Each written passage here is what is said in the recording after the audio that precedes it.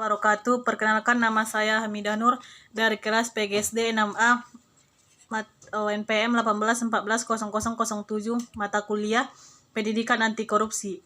Di sini saya akan membacakan makalah saya yang berjudul Kontra Korupsi Wewenang Penegak Hukum. Yang pertama saya akan membahas yaitu tentang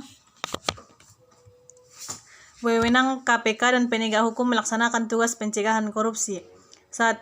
Wewenang KPK dibentuk berdasarkan Undang-Undang Nomor 30 Tahun 2002 tentang Komisi Pemberantasan Tindakan Pidana Korupsi. Komisi Pemberantasan Korupsi atau KPK diberi amanat melakukan pemberantasan korupsi secara profesional, intensif, dan berkesinambungan. KPK merupakan lembaga negara yang bersifat independen yang dalam melaksanakan tugas dan wewenangnya bebas dari kekuasaan manapun. KPK mempunyai tugas berkoordinasi dengan instansi yang berwenang melakukan pemberantasan tindak pidana korupsi, supervisi terhadap instansi yang berwenang melakukan pemberantasan tindak pidana korupsi, melakukan penyelidikan dan penuntutan terhadap pidana korupsi, melakukan tindakan-tindakan pencegahan tindak pidana korupsi, dan melakukan monitor terhadap penyelenggaraan pemerintahan negara. Kedua, wewenang penegak hukum.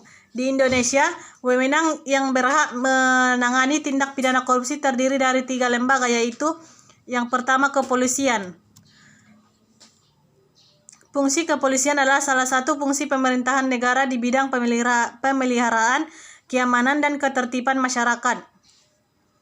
Penegakan hukum, perlindungan, pengayoman, dan pelayanan kepada masyarakat atau Pasal 2 Undang-Undang Nomor 2 Tahun 2002. Tugas dan tanggung jawab polisi dalam tindak pidana korupsi sebagai penyidik. Tugas dan tanggung jawab polisi dalam tindak pidana korupsi adalah sebagai penyidik.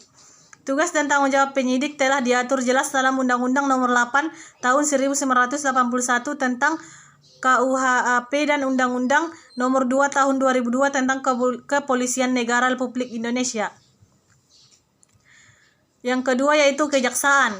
Kejaksaan adalah lembaga negara yang melaksanakan kekuasaan negara khususnya di bidang penuntutan atau Undang-Undang Nomor 16 Tahun 2004. Sedangkan yang dimaksud dengan jaksa adalah pejabat fungsional yang diberi wewenang oleh undang-undang untuk bertindak sebagai penuntut umum dan pelaksana petugas putusan pengadilan yang telah memperoleh kekuatan hukum tetap serta wewenang lain berdasarkan undang-undang. Yang ketiga yaitu KPK atau Komisi Pemberantasan Korupsi. KPK atau Komisi Pemberantasan Korupsi adalah lembaga negara yang melaksanakan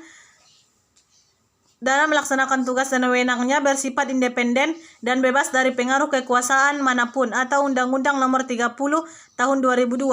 KPK dalam memberantas korupsi berasaskan pada 1. Kepastian hukum, 2. Keterbukaan, 3. Akuntabilitas, 4. Kepentingan umum, dan 5. Proporsionalitas. Tugas Komisi Pemberantasan Korupsi meliputi yang pertama, koordinasi dengan instansi yang berwenang melakukan pemberantasan tindak pidana korupsi. Yang kedua, supervisi terhadap instansi yang berwenang melakukan pemberantasan tindak pidana korupsi. Dan yang ketiga, melakukan penyidikan dan penuntutan terhadap tindak pidana korupsi. Dan yang keempat, melakukan tindakan-tindakan pencegahan tindak pidana korupsi. Dan yang kelima, melakukan monitor terhadap penyelenggaraan pemerintah negara. B. Kendala yang dihadapi KPK dalam melaksanakan tugas dan wewenang. Kendala-kendala yang dihadapi oleh penegak hukum dalam tindak pidana korupsi demi tercapainya integritas penegak hukum yang baik.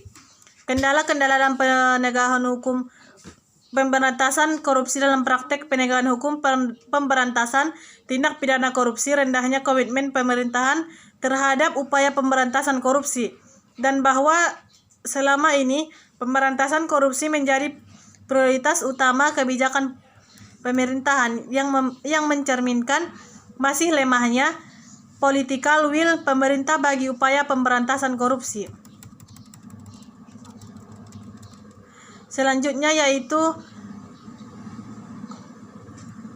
hambatan Hambatan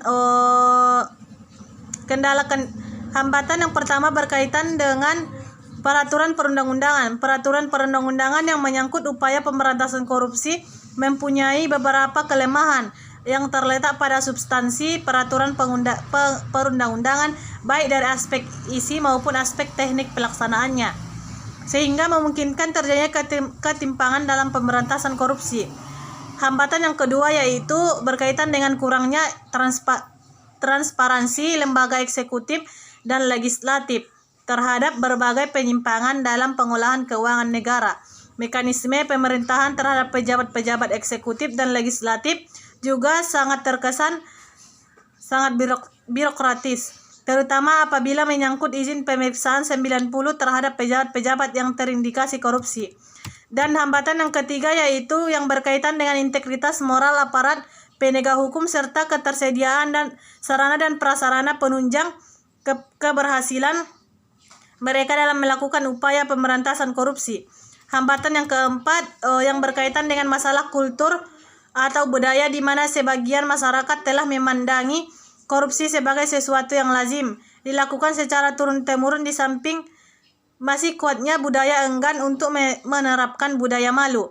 Proses penegakan hukum oleh aparat penegak hukum atau polisi, jaksa, dan hakim, khususnya berkenaan dengan perkara korupsi di daerah-daerah dapat dikatakan telah mengalami kemajuan yang cukup signifikan dibandingkan dengan tahun-tahun sebelumnya. Hal ini dibandingkan dengan tahun-tahun sebelumnya.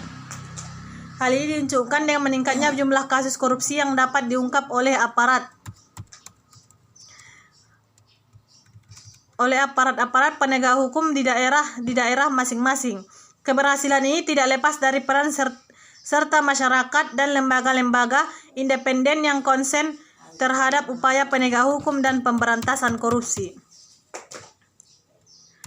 Baiklah, cukup sekian yang dapat saya sampaikan. Apabila ada materi atau kata-kata yang kurang dipahami, saya mohon maaf. Saya sudahi. Assalamualaikum warahmatullahi wabarakatuh.